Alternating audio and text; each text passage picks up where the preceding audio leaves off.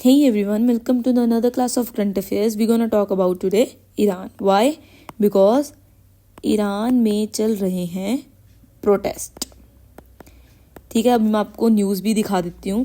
ठीक है, uneasy calm in Iran as protests ebb US says all options still on table. Iran Trump cancels talk with Iran officials. ऊपर से I think Trump ने कुछ sanctions भी लगा दिए हैं ईरान पर. इस वजह से ईरान हमारा इम्पॉर्टेंट बन जाता है प्लेसिंग न्यूज़ में. Let's talk about it. अगर हम बात करें ईरान की ज्योग्राफिकल लोकेशन की, अगर हम पूरे वर्ल्ड की लेके देखें, north, south, west, east, but if gonna talk about only Asia, sorry just wait for a second. अगर हम बात करें Asia, Asia is this much, sorry Asia is this much. ठीक है, ओ सॉरी ये भी आ रहा है. North, south, west, east. तो ईरान कहाँ पड़ रहा है हमारा? वेस्ट में. So its location is west Asia. ठीक है, अगर हम उसके बाद बात करें इसकी बॉर्डरिंग कंट्रीज की, जो कि है Armenia, Azerbaijan, Turkmenistan, Afghanistan, Pakistan, Iraq and Turkey. अगर मैं आपको मैप पे दिखाऊं तो देखो, ये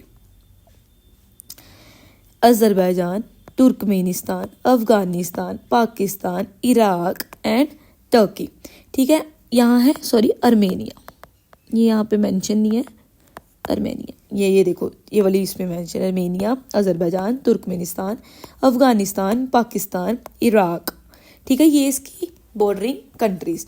ठीक है, कई बार पेपर में ना यूपीएससी प्रीलिम्स में बॉर्डरिंग कंट्रीज पूछते हैं.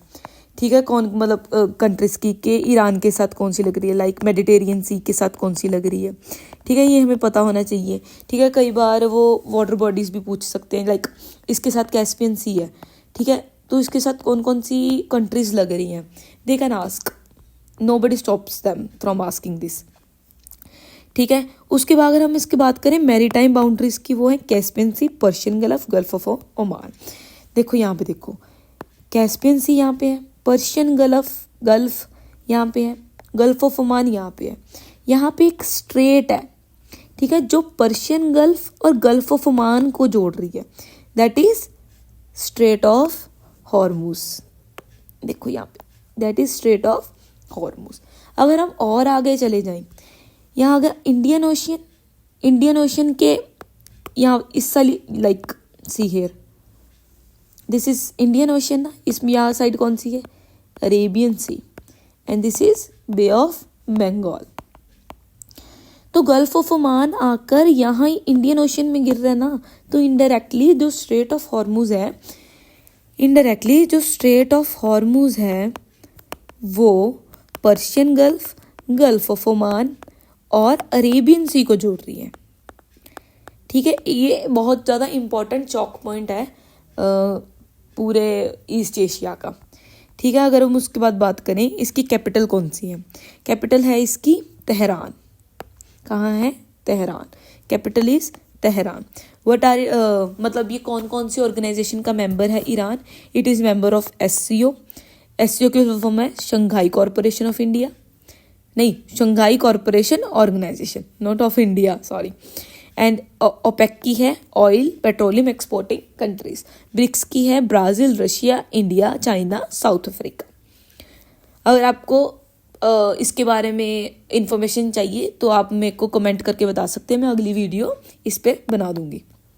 ठीक है, अगर हम इसकी फीचर्स की बात करें तो फीचर्स में जो माउंटेन है उसमें इसमें है जैग्रोस माउंटेन जो कि वेस्ट पे है, उसमें है एल्ब्रोज माउंटेन जो कि नॉर्थ में है.